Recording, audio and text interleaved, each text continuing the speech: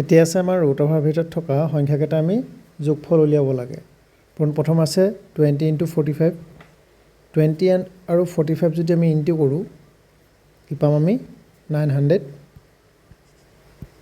20 × 45 কৰিলে আমি পাম 900 তাৰ ল'ব লাগিব বৰ্গমূল যোগ চিন আহিলে।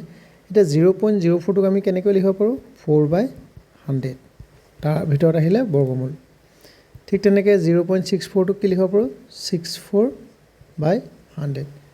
প্ৰথম কথা হ'ল দশমিক কেইটাৰ আগত আছে দুটা আগত আছে, গতিকে দুটা শূন্য থকাৰে হৰণ হৈ আছে, এশৰে হৰণ হৈ থাকিব। 64ৰ দশমিক দুটা আগত আছে, গতিকে হৰণ হৈ থাকিব এশৰে।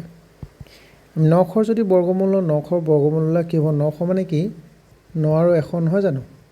ইয়াৰ যদি আমি বৰ্গমূল লওঁ 9ৰ বৰ্গমূল হৈ আহিব 3 আৰু 100ৰ বৰ্গমূল 10 আমি পাম 30।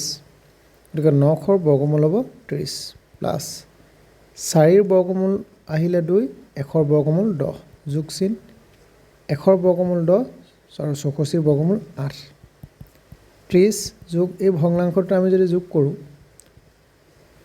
10 হ'ল আৰু 2 যোগ 8 10 এহঁতৰ ৰিজাল্ট আহিলে 1। গতিকে 30 লগত 1 প্লাছ কৰিলে আমি ৰিজাল্ট পাম 31। কাৰেক্ট আনচাৰ হ'ব অপশ্যন বি।